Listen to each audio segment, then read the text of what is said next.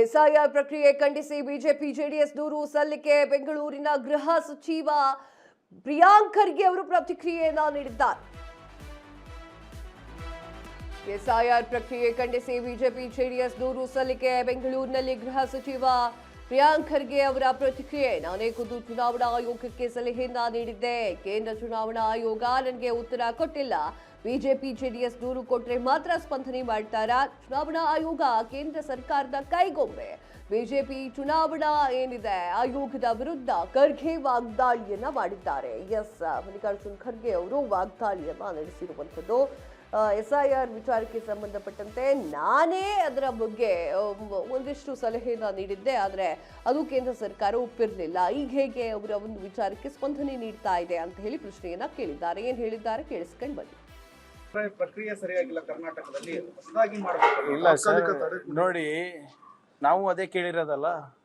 ಇವ್ರಕ್ಕಿಂತ ಮುಂಚೆನೆ ನಾನೇ ಖುದ್ದಾಗಿ ಡೆಲ್ಲಿಗೆ ಹೋಗಿ ಚುನಾವಣೆ ಆಯೋಗಕ್ಕೆ ಸಮಯ ಕೇಳಿದ್ದೆ, ಕೊಟ್ಟಿಲ್ಲ.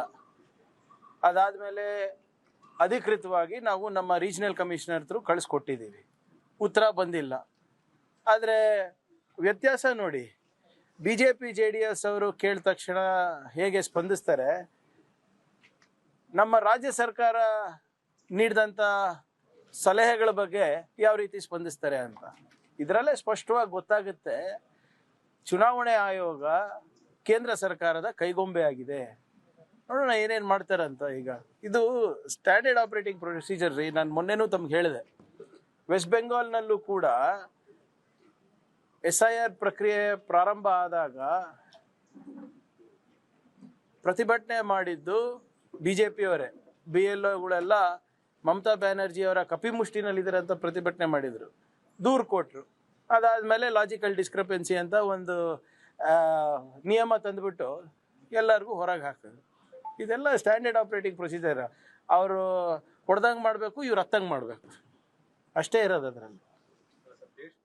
ಸಂಪೂರ್ಣ ನ್ಯೂಸ್, ಇದು ನೊಂದವರ ಧ್ವನಿ.